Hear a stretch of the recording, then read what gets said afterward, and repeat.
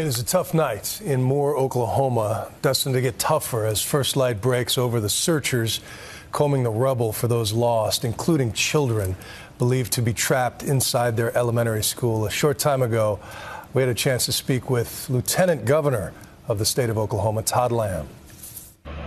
Thank you so much for taking some time out of a horrific day. Can you give us the very latest tonight? The search and rescue, search and recovery, what's happening there? All the above, Bill. Search and rescue, search and recovery. We never give up hope of still finding those that may be alive, buried in the rubble. And the latest reports, and of course this could change minute to minute, we have roughly 51 of the confirmed deaths, 51 dead, 7 of which are children.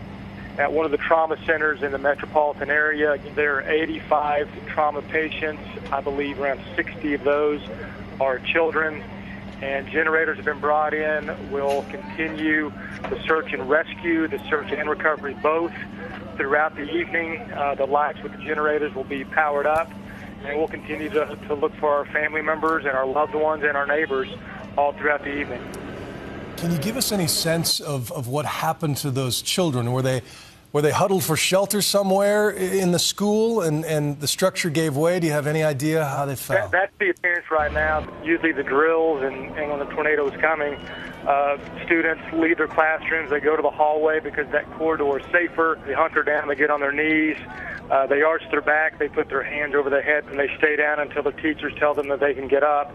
So that's why the students are awfully grouped together. Is there any sort of early warning system that would have mattered there today and more?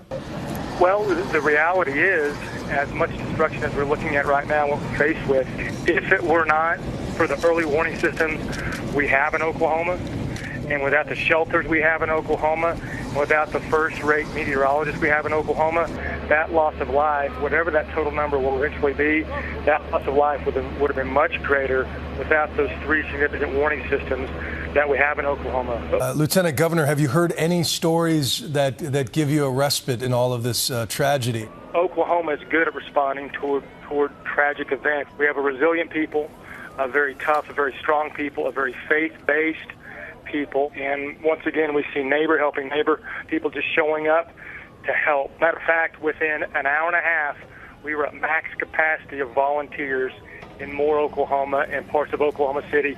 We had all the volunteers we could handle, had to turn some away because people wanted to come, show up, and help those in need. They may not know them, they may not be related to them, but the fact that they're neighbors in Oklahoma, people want to help.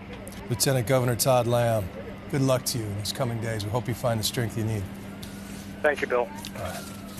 And for those who consider themselves neighbors on an American scale who want to reach out, the Red Cross is there as our national proxy, and anybody wishing to make a donation to support their efforts can visit redcross.org, dial 1-800-RED-CROSS, or you can even just text Red Cross to 90999, and a $10 donation will automatically go their way.